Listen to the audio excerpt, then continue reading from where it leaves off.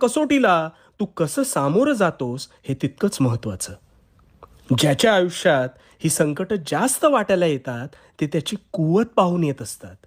कारण जो हे वादळ झेलू शकतो तोच स्वतःला पेलू शकतो.